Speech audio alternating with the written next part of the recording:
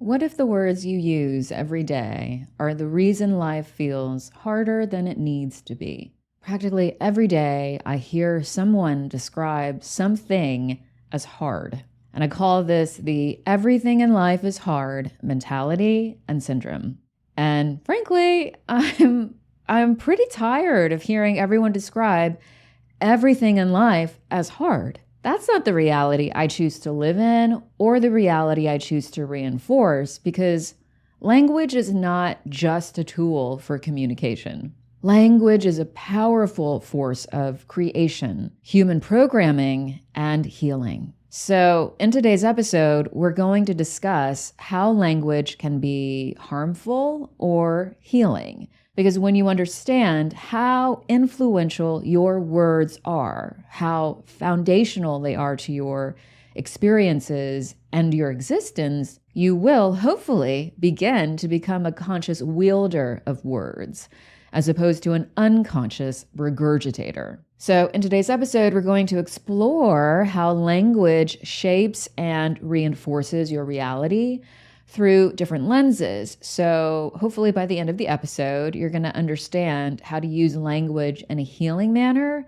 and as a tool for creation and your empowerment and your growth. Welcome to The Simple Source, your source for all things self-love, self-healing, personal growth, and spirituality. I'm your host, Linda Valines. I used to be chronically sick and unhappy. I spent years trying anything and everything to heal, but I never got better. It wasn't until my late husband was diagnosed with stage 4 cancer that I finally stopped searching for the answers outside of myself and turned within. I taught myself how to truly love and heal myself, how to finally be authentically healthy and happy, mind, body, and soul. I have over 10 years of personal and professional self-healing and teaching experience. I'm a trauma-informed, certified holistic health and wellness coach, certified Ayurveda counselor, and author. I healed myself of a lifetime of complex traumas and chronic conditions with joy and ease. Now I'm teaching you to do the same. So if you're ready to heal and love yourself more, mind, body, and soul, without all the struggle and stress, and with more joy and productivity, join me to liberate your highest, healthiest, and happiest self and learn how to thrive more simply. Let's get started with today's episode. So I used to have the everything in life is hard mentality and syndrome too, until I understood the power of our words on an energetic or quantum level, on a biological, physiological, and also neuroscientific level. Everything is energy, including your words. And we're going to get into that more later, but every word you use has its own frequency and resonance, and the words that you repeat become a part of your overall frequency and resonance, meaning your energy field, your energetic signature. So my first revelation about the power of our words was when I discovered Dr. Emoto's water experiments. He's a Japanese researcher, and what he did is he exposed water to different words and images and music, and he photographed the effects. And they're very distinct, the differences between the water crystals that were exposed to beautiful music, positive music, loving words, and the water crystals that were exposed to hateful words and negative images and music. It's very clear. You can go look at this yourself. He has a book. I highly recommend it. But what he found in the experiment is that water responded very specifically and in a distorted way to negative words and music versus in a coherent, beautiful, symmetrical way to positive words and music. And that undeniably demonstrates that negative words carry or create dissonance, meaning they disrupt higher frequencies and they disrupt coherence or harmony. So words are an extension of our consciousness, and our consciousness is what creates our reality. And so when I made that connection, when I saw the photos and realized, gosh, we're mostly water, I began to understand the effect that the language that I was using on a daily basis over and over again was influencing my physical body. Because at the time I was dealing with chronic physical conditions, and it became really clear that I needed to stop talking to myself, to my body in a negative way, and to start speaking to my body in a loving way. And so I made a conscious effort to use less negative words, unless they were the utmost truth and it was unavoidable. And that was one of the major hacks that not only transformed my healing experience, but ultimately my life. Because again, everything is energy, and your energetic output really does greatly determine your reality, your life experiences, and your relationship to the universe. So firstly, we're going to get real into this. So firstly, before we dive into language, because this is the foundation of this episode, is really addressing the everything in life is hard mentality and why it is so inhibitive to your healing journey and to your growth. That mentality really truly anchors you into a very dense reality that is disconnected or misaligned from your highest health, happiness, and also highest self. So I really want to define what hard is, so that we're all on the same page with its precise definition. Because people use it all the time, and I don't think people understand really what the literal definition of hard means: involving a great deal of effort and energy or persistence, vigorous or violent in force, severe, unendurable, unbearable, oppressive, and harsh. So those are all the definitions of hard, just from that definition alone. I hope that you can understand that by describing everything in your life as hard, you are identifying and reinforcing that everything in your life involves a great deal of effort and energy or persistence, is vigorous or violent in force, is severe, is unendurable, is unbearable, oppressive, and harsh. So now my question for you is that definition truly accurate for everything in your life? I'm just going to go out on a limb and say probably not. Probably not everything in your life or most things in your life are severe, unbearable. I would also bet that most of the time what you're calling as hard is just uncomfortable or perplexing or emotional or challenging, or to be even more specific and granular, which I'm going to talk about more later, but an experience that stretches your ability to feel, to know yourself, to express yourself, to transform yourself, to grow, to heal. Meaning people more often than not call anything that is a growth and or healing experience hard. And if you've been listening to my podcast, which I hope you have, you know that I'm also really tired of that too, because that outdated trauma narrative that healing is hard has become so normalized, and it doesn't serve anyone on a healing journey. It doesn't serve the collective healing, and it prevents people from healing and growing. And also, most importantly, from enjoying their healing and growth, which is a tragedy. Because that belief, healing is hard, everything that invites me to stretch and grow is hard, fosters resistance to your healing, fosters resistance to your growth. And then you don't heal, and then you don't grow. And then you're stuck as your lower, wounded, false self, and you're not realizing your potential. You're not moving toward your destiny. So the language we use is so crucial to our well-being and our ability to heal and enjoy the journey of life, enjoy the hero's journey of healing and growth. Because unconsciously regurgitating vocabulary, vernacular expressions simply because they're standard means that you are neglecting to employ a critical learning and also healing tool, which are your words. There are over 170,000 words in the English language. That is a fuck ton of words. And I hear the same word used day in and day out: hard. And even the metaphors that people use to describe life are rooted in struggle, rooted in aggression, like I'm fighting this or I'm battling this, and comparing their endeavors in life to like climbing a mountain or facing a barrier.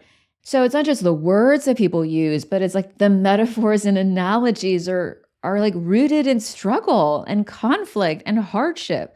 When in actuality, when you broaden your perspective to include like the true full human experience, you understand that that level of true hardship, suffering, something that is truly unbearable, those are not everyday events. And yet people talk about their lives in ways that exaggerate struggle, that exaggerate suffering, and they just reinforce struggle. They just reinforce suffering. Language is one of the most basic and powerful blueprints for reality. So from an NLP perspective, which is neuro-linguistic programming, the words we use are like the map of our experiences, okay? Not the actual territory itself. So repeating phrases like life is hard, healing is hard, relationships are hard, work is hard, raising a family is hard, being a mom is hard, having a home is hard. I mean, like everything in life is hard. When you repeat that phrase, blank is hard, this is hard, that is hard, you just reinforce that programming into your subconscious mind. Because you're expecting struggle, you perpetuate struggle. It's like a self-fulfilling prophecy. So the map that you're using is not actually reflective of the terrain of your life. You are the creator of your reality, and you are the creator of the map of your reality.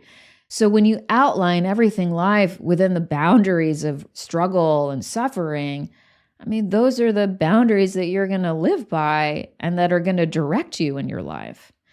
And from a neuroscientific perspective, language alters neural pathways through neuroplasticity. So words like hard reinforce stress and survival responses because, again, words carry energy. Like you're not just saying words into a vacuum, right? Your words carry resonance. They have a frequency. They have meaning. And so, of course, your physiology, your biology, your nervous system is going to respond to that. So words, again, like hard, suffering, struggling, reinforce stress and survival responses, while positive or neutral language doesn't do that, will have the opposite effect, a regulating effect. So the language you use over and over again not only becomes a self-fulfilling prophecy, but it also wires your brain, and then it becomes a part of your subconscious programming. Not because it's intrinsically true, right? Like the actual terrain of your life. It's just because you drew the lines on the map and you set the boundaries, and that's the direction that you're going to move in. And all of that intrinsically affects your nervous system. And of course, like your emotional state, your mental state, your physical state, and how you exist in the world. So that means that not only is your reality shaped by your words, but your body is operating from them. So we just talked about the brain and the nervous system, and earlier I discussed water's response to negative and positive words.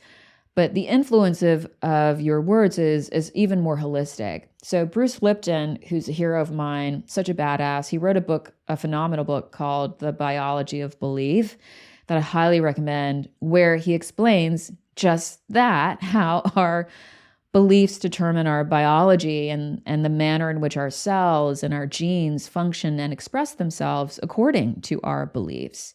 So language not only affects how you think and you feel, perceive your reality, but like on a cellular level, it completely affects like the microcosm that is you, the micro universe that is you, that manifests as the vessel, meaning your body, to experience this reality, this life. So you have to start really investigating what is the language that I repeat. What are the instructions that I'm giving my body? What is the map that I've created for my reality? Because language is all of that. And there's a great scene in Arrival, which is one of my favorite movies of all time. Amy Adams' character talks about the Sapir-Whorf hypothesis. I hope I said that right and didn't butcher it. But basically what the hypothesis posits is that language fundamentally influences how we think, which means different languages and using words differently leads to different ways of thinking.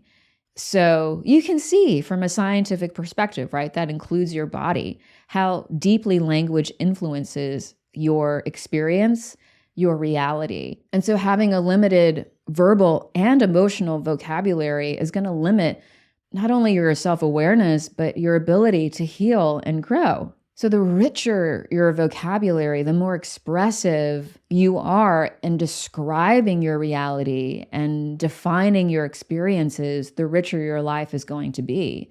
Again, the English language has so many words, and people use the same words like hard to describe everything. And that means most people lack specificity and nuance and true authentic expression when they speak, when they use language, which is all the time. Some cultures have very rich vocabularies for emotional states, which do allow for more specific and nuanced self-expression, like the Japanese and the Finnish, have very rich languages. And such a beautiful word in the Japanese language is yugen, which again, I hope I didn't fuck up the pronunciation of that. And it means a deep understanding of the universe that moves you emotionally. That's like a word. It's just beautiful.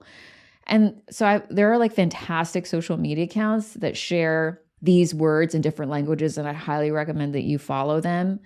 And I actually follow language social media accounts because I mean, language and words they're such a tool for so many things, for our expression, for our creation. And I think people are so disconnected from not only the beauty of words and language, but also their power. You don't have to be a poet to appreciate the profundity and the influence and the scope of how language is so massively influential to our everyday lives. Some cultures get it, like the Japanese, but the English language, we have so many words, and yet the English culture uses the same disempowering words over and over again. So please expand your vocabulary. Please become more intentional and more expressive with your language, because when you expand your vocabulary, you're going to expand your thinking and your perception. And that means you're also going to fundamentally change your physical life, your mental reality, your emotional reality. So instead of saying hard all the time, healing is hard, my work is hard, coming home after, a long day at work and being with my family is hard, finding time for myself is hard, being in a relationship is hard. I mean, I literally hear this every day. And I'm just like, I tune it out. I'm just tuning it out. But I'm making this point because, again, you can describe your life in a completely different way and then experience that different reality, but that entails you connecting with your true experience and your true emotional reality to be more authentically expressive about it, be more specific, be more nuanced. And that leads me to another point, which is that also from a neuroscience perspective, words do facilitate and they also anchor emotional states. So when you say healing is hard, relationships are hard, you're not only triggering tension and thus like your stress response is activated, but it's resistance, it's emotional resistance. But if you become conscious and you stop saying that, which I highly recommend because it's not true in the first place, and you begin to say healing, even though it's more syllables, this is more true. Healing is a reclamation of my wholeness and freedom. That's firstly, again, way more true. And secondly, such an easy, inviting sentence and description of your journey to become healthy and happy. You have to start using language in a healing way if you want to heal more productively and joyfully. And that means firstly questioning your perceptions and your beliefs. So if you tend to say that everything in your life is hard, I bet you have limiting perceptions and beliefs about yourself and life. So that means using language in a more healing way is going to require you to shift your perceptions and change your beliefs. And when you do so, you're naturally going to change your reality and healing experience. Because again, language, the words that you use over and over again are instructions for your body, are instructions for your reality. So you have to begin to intentionally reframe the meaning that you give your life's experiences. For example, instead of saying life is hard, you could say life is a journey of growth opportunities and soul lessons. which is true. That's actually way more true than life is hard. Instead of saying healing is hard, again, you can say healing is a reclamation of my well-being, my wholeness. It's just a reframe. It's just you taking a moment to go, what's a more empowering and authentic and expressive way for me to describe my experience and my reality? Yeah, sure, it's going to require a few more words, but those words are going to fundamentally change your moment by moment experience, your emotional states, your mental state, your physical state. And you will be surprised at how immediate that transformation is, because you have gotten into a habit of saying life is hard, healing is hard, relationships are hard, work is hard, this is hard, that is hard. You've gotten to the habit of just falling back on that autopilot language. So when you become intentional, and I'm going to get into this a little later, and you stop functioning from autopilot and you start to become very conscious and empowering with your words, you are going to feel an immediate shift in your emotional state, in your mental state, in your physical state, and in your reality, because language and words are that powerful. I stopped using the word hard years ago. Only when it's genuinely, authentically hard do I say that it's hard. So I use it so seldomly, which I think is most appropriate, because again, things being unbearable, that's just not an everyday life experience. So personally, I've re-experienced the effect of the power of choosing our words when I realized I had become over-reliant on the words blocks and process to talk about healing. I realized actually how innately self-limiting using those words are to describe the journey of healing. Because I'm not actually blocked by anything. Like there's nothing blocking me. There is no literal obstacle in front of me. If something I want is not actualizing, if I'm not aligned in that reality, there's nothing blocking me. There's only misalignment. There's only misaligned wounds and traumas and beliefs and emotions that I have yet to resolve and release. That's the truth of it. I'm not actually blocked by anything. So I've made the intention to just completely stop using that and tuning that out, because now it's like everybody says it. It's become such a part of the psychological conversation, the manifestation conversation. And now I see it clearly. I'm like, yeah, like there's literally nothing blocking us. Okay. It's just a perception. It's a word that we're using to describe misalignment. And I'm going to stop using the word block because it's perpetuating me being blocked when I'm not actually inhibited by anything. And then also I realized the idea that achieving what I want or getting what I want is a process is also just is a belief. It in and of itself a limiting perception, because the true nature of reality, where time is non-linear, I am the God of my reality. My entire existence solely exists because it's my creation, because of me. This is my dream. The dream would not exist without me. And because time is nonlinear and because I am the God of my reality, there doesn't need to be a process for anything. Beyond 3D, which is the true nature of reality, creation happens instantaneously. And so I had to really reconcile that a few days ago when it hit me. And I was like, my actualization of my dreams, I'll just lump sum all of my desires into say my dreams, has been a process because I have believed that achieving them would be a process. But what's incredible is in the past couple of months, I've just experienced multiple instances of nonlinear time, of creations and me shifting into higher timelines instantaneously. And that was when I was like, wait a second, that wasn't a process at all. Sure, my ability to do that, to shift timelines instantaneously, to exist outside of nonlinear time, yes, that's greatly supported by the fact that I'm an ascended master. Yes, it's greatly supported by the fact that I've done a decade of healing, evolution, and trauma resolution, and releasing, suppressed negative emotions, and reparenting my inner and outer child. That all lends itself to the truth of the reality is that it doesn't need to be a process. Those are all events. Those are all part of my evolution. And so when I aligned with a higher timeline, it happened. I just shifted like that. So for me personally, I'm still learning this lesson that our words are reflective of our perceptions. And so if we want our reality to change, one of the greatest, most basic fundamental tools that we can use to do that is our language. And again, yes, lessons, experiences that foster growth and evolution and deeper connections with ourselves and others and the universe, that's all necessary. And it's all so beautiful. And that's why we chose to incarnate in the first place, is to evolve.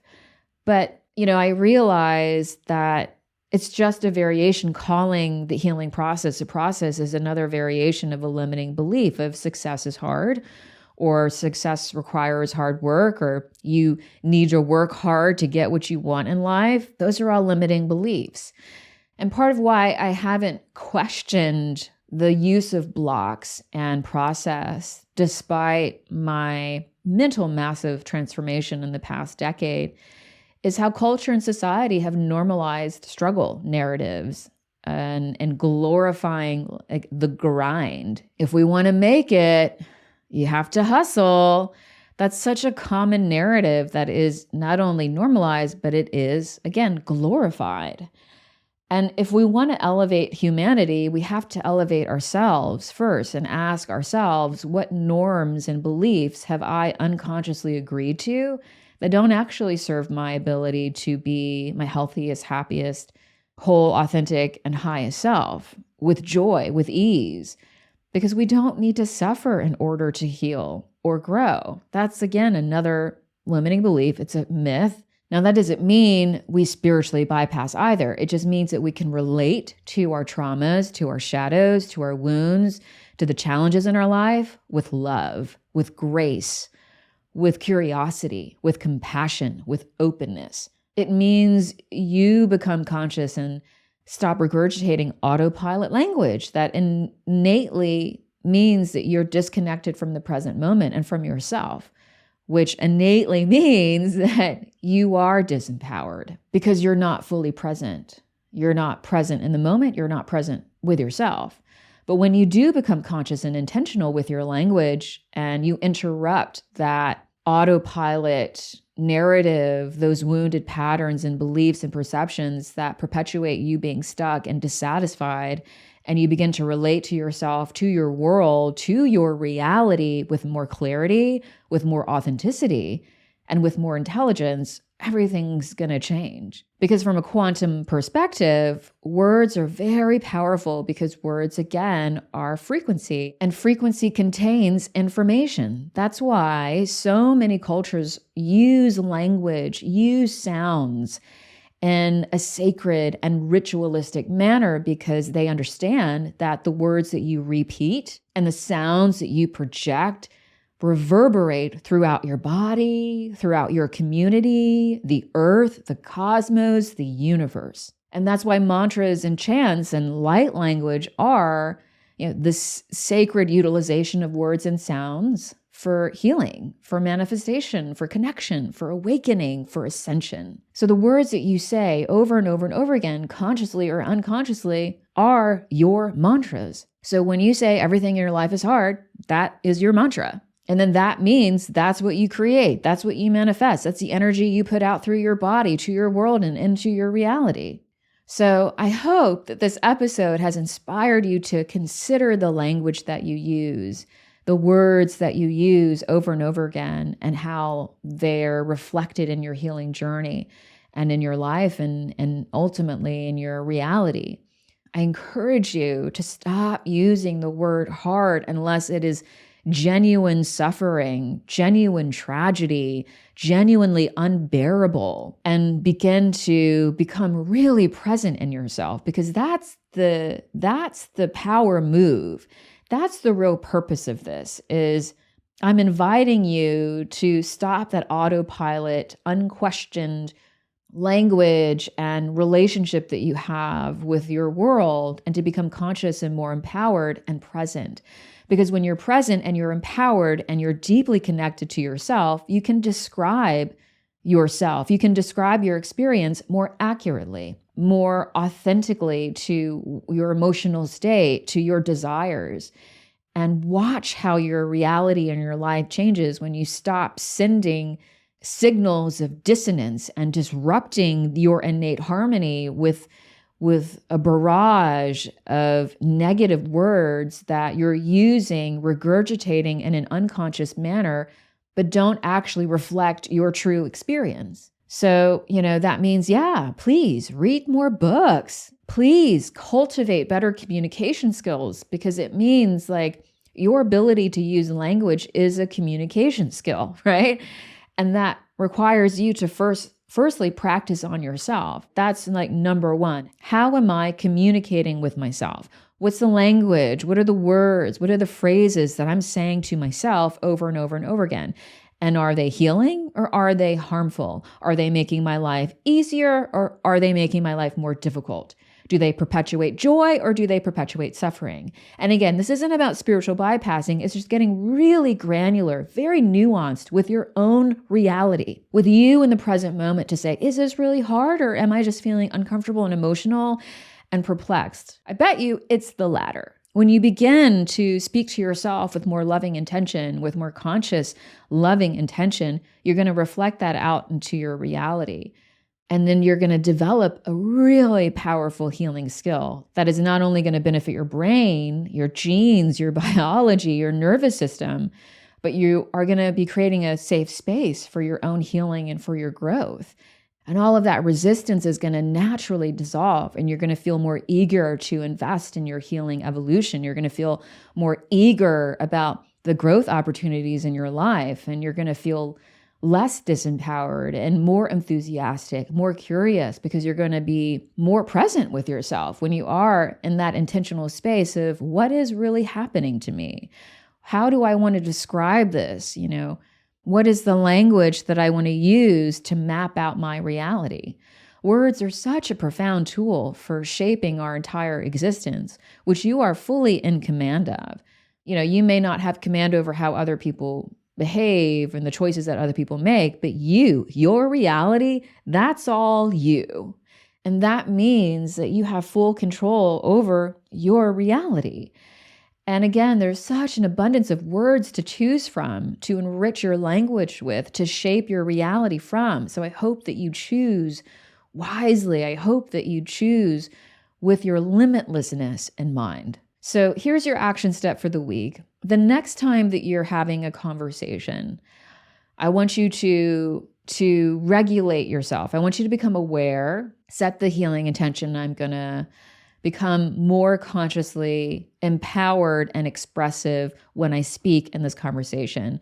So regulate yourself by taking a deep breath from your belly. You can do that while listening. You can do that while talking. People think that you have to hold your breath while you're doing other things, and that's just a trauma response. But continue to breathe and set that intention to become mindful as you speak. And instead of speaking without being in presence with yourself, I challenge you, I invite you, I dare you to speak with full awareness of your mental, emotional, and physical states. You are capable of this. You are capable of this. That means you just check in with your mental state. You just check in with your emotional state. You just check in with your physical state. It takes 30 seconds to do that, not even that. And then as you have this conversation, endeavor to describe your experience and to communicate with consciousness, with presence, and with accuracy. That means using language in an expressive way, in an authentic way, to describe what it is that you're truly thinking and feeling, instead of using basic, overused words. And when you experience how not only empowered and alive you're going to feel in that conversation, but you are going to also experience how your energy, how you changing your language and thus your energy also completely changes the way that the other person communicates with you. Because we're in constant communication. This is key to understand, because everything is energy, and energy fundamentally contains information, and consciousness is omnipresent. It's everywhere. So we're constantly communicating. And when we are communicating with sound. That's a very powerful form of transferring information and intention, because the universe was created with sound. Frequency, resonance is the foundation of creation. And when you understand how powerful the sounds, the words that you use over and over again, they are your mantras. They are the instructions for your body, for your life.